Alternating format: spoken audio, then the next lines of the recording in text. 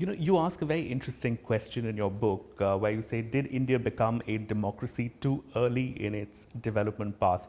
Are you suggesting that some form of authoritarianism is almost a prerequisite to have a massive industrial base of the like of China?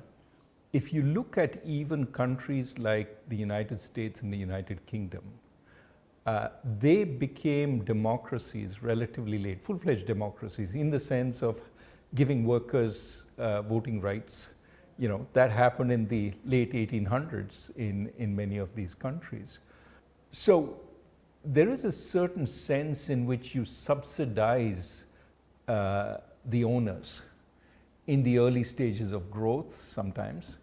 You make it easier to, build factories, to run infrastructure. I mean, look at China.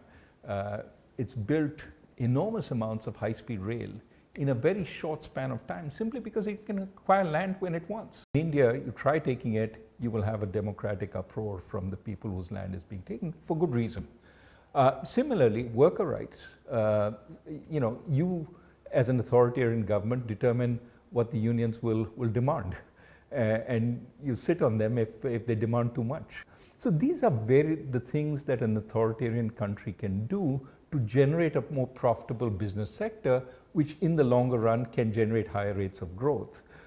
But of course, somebody pays the price, which is the broader masses of people. The point is now, should India take this path?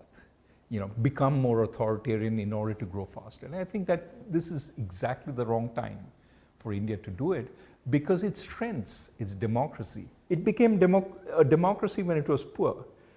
But now is when, as a lower to middle income country, democracy can actually help in its economic growth. You have expressed very clear sort of concerns about democratic backsliding in India.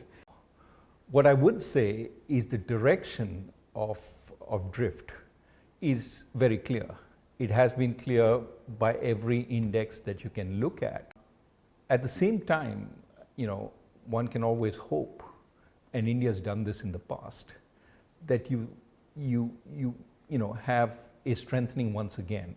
We absolutely need to decentralize, empower more the citizen rather than keep the power with the central government, allow more questioning of the use and misuse of power.